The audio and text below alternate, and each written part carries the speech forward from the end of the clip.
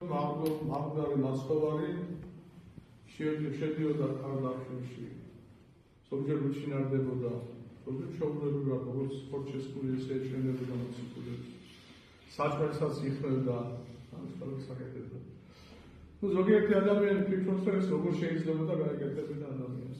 პირველ კულტურული სკოლისა ჩვენ თვითონ ნაცხოვარი შვილი ეს ისე განკაცებული ვერტი იყო და მერტი ყოველი შემიძლია ესეთი.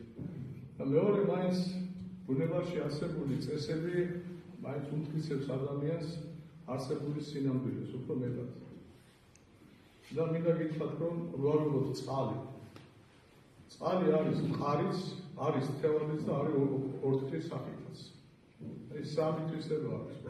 შეიძლება გაიგინოს, დაიყოს მყარი, ჩვეულებრივად არის თევადი და თუ გაცხედდება ორთქლის სახით თავაზებთ. ესევე არის ლითონის თუ გაახვდება კადნება, ესევე გააკეთებს ლითონის.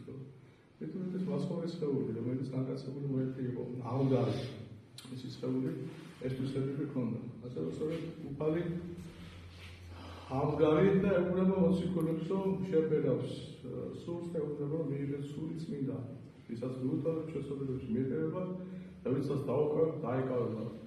ეს არის უდიდესი როლი მოძღვრისა ეკლესიაში. მოძღვრის ოცნებობა, მოძღვრის მეოხება ღვთისმსახურში უდიდესი ადამიანი ამას ზოგჯერ ვცნობს, ზოგჯერ ვერ ვცნობს. მაგრამ მინდა გითხრათ, რომ ხშირად ეკლესიაში ადამიანი ვცნობს სიმშვიდეს, მალს, სიყვარულს, სიხარულს, მაგრამ მიუხედავად ამისა, ზოგჯერ რაღაცაში მაინც ეხმარება ეჭვი. და ეს არის სულიწმინდის მოგება, მინდა გითხრათ. უფალი რას ეუბნება მოციქულებს, თავს, რომ ჩემი შეიძლება აღჯეროდეთ, მაგრამ ჩემი საქმეების იცნობთ. ეკლესიაში რაც ხდება, რასაც აკეთებს ეკლესია, იმ საქმეების უარყოფა, ეს სულიწმინდის უარყოფა. და უფალი ამას აღასრულებს თავისი მოძღვრების, თავისი მსახურების ხელით. ამიტომ ძალიან დიდი სიფრთხილე და ყურადღება საჭირო. ეს ისე ადვილად განიკითხავენ მოძღვრებს, პატრიარქს, ვერთავებს, სასულიერო პირებს, რომ გეუბნება ჩვეულებრივი საკითხი იყოს, ეს არ არის ჩვეულებრივი, ეს ძალიან საშიშია და სამხილოა და ამით ადამიანი კაცად იჯება და უფალი რას ამბობს, რომ სულიწმინდის უარყოფა, ანუ იჯება არა მარტო მარადულ ცხოვრებაში, აქვე იჯება. თუმე შეიძლება შეურაცხყოფო, შეიძლება გეპატიოთო, მაგრამ სულიწმინდის უარყოფა არ გეპატიება. რას ნიშნავს მასწავლებლის შეურაცხყოფა რა გეპატიება? არა. მაგრამ შეიძლება აქვე არ დაისახოს ადამიანი. მარადულ ცხოვრებაში დაიჯება, თორ შეინარებს. მაგრამ სულიწმინდის მოგერი აქაც იჯება და მარადულ ცხოვრებაშიც. მაგრამ თუ შეინარებს რა თქმა უნდა, ახაც გადაურჩება საჭირს. ანუ სინანულს სწორედ ჩვენ ვისაუბრეთ რამოდენიმე კვირის წინ. სინანულსა განუსაზღვრელი ძალა, უდიდესი ძალა აქვს. რა ძალაა ეს? ეს არის ძალა ღვთისა.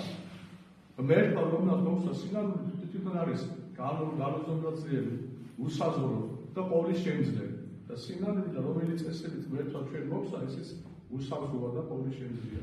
თუ გამოიყენებს რა თქმა უნდა ადამიანი, მაგრამ სინანული ჩვენ ზოგჯერ არასოდეს გვესწავლებს, შემიძლია რომ ადვილად დავაშავოთ და მე ადვილად გონია რომ მოინანიებ. ეს არ არის ნამდვილად. სინანულის ეძლევა ადამიანს, რომელიც ებრძვის სოდას და თავის დაცემულ ბუნებას. დაცემულ ბუნებას მებრძოლი ადამიანი ვებურობს სინანულის ნიშს. სხვა შემთხვევაში სინანული გაუყრის ადამიანს შეიძლება ძალიან ცუდოდეს, მაგრამ ვეღარ მიწდება მას. ეს არის საფრთხო ნიში სინანული. ამაზე და ჩვენ შეიძლება გვიყვანს. და ეს არის სცენება წმინდა მამისა იოანეს სინელისა, რომელსაც ჰყავდა მოწაფე მოსე და მონასტრის მოშორებით მათ ჰქონდათ ბოსტანი და გააგზავნა ბოსტანში სამუშაო. შუა დღეს სიცხე ჩამოწვა და მოსემ გადაწყვიტა დავისვენებო და იქვე მიწვა კლდის ქვეშ. და მოწვას იოანეს უპირატესად ამასოდეს შორს იყო. გამოეცხადა ანგელოზი და ეუბნება, რომ შენიო სულიერი შვილია, მოწაფეო, საფრთხის ქვეშ არისო და შენო რაგაზინებს, ამას ეზინა, ჩაეზინა, რული მოუდა, მოეკიდა. წამოდგა ფეხზე და დაიწყო ლოცვა. და უცებ მოსეს შორს იყო რა თქმა უნდა, მოწვის ხმა მოესხა, მოსე. და მოსე იყო მორჩილი, როგორც მოწვის ხმას გაიგონება, ის მისკენ გამოვიდა. და წამოხდა ეცუჩი ფეხზე, მასაც ჩაძინებული იყო, წამოხდა ფეხზე და გამოვიდა, რომ ეგონა რომ მოძღვარი საფი ახლოს იყო. და ამ დროს ლოდი ჩამოვარდა, როგორც ფეხსაც იწვა და რაიცა ძის და ისეთი მე ეკვესოდი და მიდან აღარაფერი არ დარჩებოდა. ასე მოწვის მამ და ლოცვა გადაარჩინა მოსე. თუ ხოჭებს რომ ანგელოს გადაერჩინა